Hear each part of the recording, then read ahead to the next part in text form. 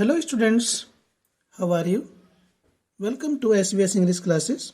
We are here to study poem number 1, Dust of Snow, composed by Robert Frost. Robert Frost के द्वारा लिखित कविता poem बर्फ का चूर्ण की ये मल्टीपल चॉइस बहुविकल्पीय डिस्कस करते हैं कौन सा ऑप्शन इनमें सही है। आइए शुरू करते हैं। Number 1, who shook down the hemlock tree. Who किसने, शूक हिलाया, शूक डाउन हिलाया, द हेमलॉक ट्री हेमलॉक का पेड़। हेमलॉक का पेड़ किसने हिलाया था? फर्स्ट ऑप्शन है अ क्रो कौवे ने, बी कक्कू कोयल ने, सी मैना मैना ने, डी पैरट तोते ने। तो स्टूडेंट ध्यान देना है कि हमें ये मल्टीपल चॉइस जरूर हैं, लेकिन प्रत्येक शब्द का हमें मीनिंग मालूम होना चाहिए। तो हेमलॉक ट्री को किसने हिलाया था? क्रो ने। इसका करेक्ट ऑप्शन है क्रो, यानी कि ए। What fell on the poet? What क्या? fell गिरा, on the poet कवि के ऊपर। कवि के ऊपर क्या गिरा था? A dust of tree पेड़ का चूर्ण, B dust of snow बर्फ का चूर्ण, C dust of rain बारिश का चूर्ण जिसे पाउडर बोलते हैं, D dust of crow कौवे का चूर्ण। तो इनमें सही ऑप्शन है dust of snow.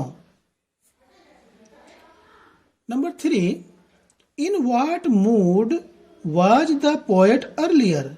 In what mood किस चित्तवृत्ति में, वाज द पोएट कवि था, अर्लियर पहले, पहले कवि का मन कैसा था? प्लीजेंट खुश, सुहावना, हैप्पी खुश, सैड दुखी, गुड अच्छा। तो इन चार ऑप्शंस में सी सैड। ठीक। Number 4, what was the effect of the fall of the dust of snow on the poet. कवि के ऊपर बर्फ के चूर्ण के गिरने का क्या प्रभाव था? यह क्या प्रभाव हुआ? चेंज्ड हिज मूड उसके मन को बदल दिया, उसकी चित्तवृत्ति को बदल दिया। चेंज्ड हिज लक उसके भाग्य को बदल दिया। सी चेंज्ड हिज जॉब उसके काम को बदल दिया। चेंज्ड हिज कलर उसका रंग बदल दिया। तो इन चारों ऑप्शंस में सही है चेंज्ड हिज मूड, उसका मन बदल दिया, चित्तवृत्ति बदल दी। Number 5, what was saved for the poet. कवि के लिए क्या चीज बच गई थी? क्या चीज बचा था? अ क्रो कौवा बच गया था, बी ट्री पेड़ बच गया था, सी स्नो बर्फ बच गया था, the some part of the day दिन का कुछ भाग बच गया था। तो स्टूडेंट्स इन चारों ऑप्शंस में सही ऑप्शन है, करेक्ट ऑप्शन है डी, दिन का शेष भाग बच गया था, जिसमें वह दुखी नहीं रहा बल्कि खुश हो गया था। Number 6, the poet sage of a day I had read. What is the meaning of read? Of a day एक दिन, आई हैड रीड मैं दुखी रहा। यहां पर रीड का मीनिंग क्या है? रुइंड बर्बाद हो गया, हेल्ड इन रेग्रेट दुखी रहा, रूल्ड शासन किया, कनकर्ड विजयी हुआ। तो इन चार ऑप्शंस में जो सही है वो है हेल्ड इन रेग्रेट, दुखी रहा। Number 7, what is the rhyme scheme of the poem? इस पोएम की राइम स्कीम क्या है? राइम स्कीम कहते हैं लाइन के पंक्ति के अंत में आने वाले तुकांत शब्द, वो किस प्रकार से लय दे रहे हैं। A B A C D, B A B C D, C A B C D C, D A B A C D. तो इसमें सही ऑप्शन है A B C D. Number 8, name the poetic device used in the line and saved some part. And saved some part पंक्ति में जो है हमें poetic device का नाम बताना है, प्रयोग की गई पोएटिक डिवाइस का। पोएटिक डिवाइस कहते हैं जैसे फिगर्स ऑफ स्पीच, अलंकार होते हैं हिंदी में, उसी प्रकार से अंग्रेजी में भी उन अलंकार को पोएटिक डिवाइस कहा जाता है। एलिट्रेशन, इसे कहते हैं अनुप्रास अलंकार। मेटाफर कहते हैं रूपक को, रूपक अलंकार। ऑक्सीमोरॉन, विरोधाभास अलंकार। सिमली, उपमा अलंकार।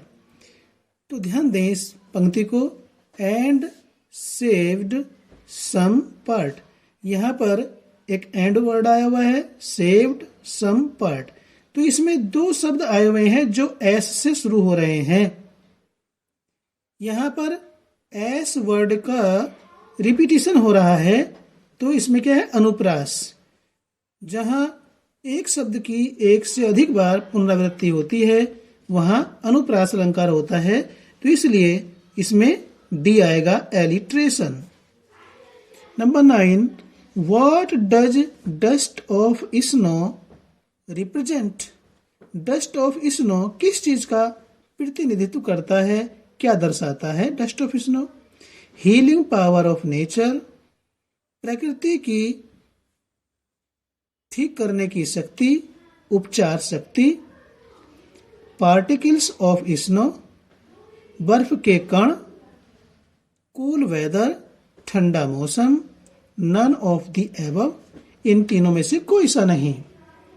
तो डस्ट ऑफ स्नो का यहां आंसर जो है हीलिंग पावर ऑफ नेचर है, प्रकृति की उपचारात्मक या आरोग्य शक्ति। Number 10, the crow and hemlock tree symbolize. कोवा और हेमलॉक का पेड़ सिंबलाइज, प्रतीक है। किस चीज का प्रतीक है? कोवा और हेमलॉक का पेड़ सोरो, दुख का। बी, हैप्पीनेस, खुशी का। सी, सेलिब्रेशन, उत्सव का। डी, डेथ या मृत्यु का। तो इन चार ऑप्शंस में जो करेक्ट ऑप्शन है वो सोरो का है। किरो और हेमलॉक ट्री जो है दुख को प्रकट करते हैं, दुख का प्रतीक है। तो यहां पर ये आपके poem number 1 dust of snow के जो मल्टीपल चॉइस थे ये पूर्ण होते हैं। आशा करते हैं कि आपको पसंद आए होंगे, और पसंद आए हैं तो लाइक कीजिए, और चैनल पर पहली बार आए हैं तो चैनल को सब्सक्राइब करें ताकि इसी प्रकार की वीडियोज का नोटिफिकेशंस आपको प्राप्त होता रहे और आपकी स्टडी कंटिन्यू रहे। और हाँ, आपको एक बात और याद दिलाना चाहते हैं कि कक्षा 9, 10, 11, 12 के एक्सरसाइज के जो क्वेश्चन आंसर्स हैं, सेंट्रल आइडियाज हैं, कंप्रीहेंशन हैं, और भी अन्य ग्रामर के जो हम वीडियोज बनाते हैं उनकी जो ये कॉपी होती है, क्वेश्चन आंसर होते हैं, उनकी PDF बना करके हमने टेलीग्राम SVS इंग्लिश क्लासेस नाम के चैनल पर अपलोड कर दी है। वहाँ से आप अपना होमवर्क या रिटन वर्क कंप्लीट कर सकते हैं। फिर मिलते हैं एक नई वीडियो के साथ। Till then take care, bye bye.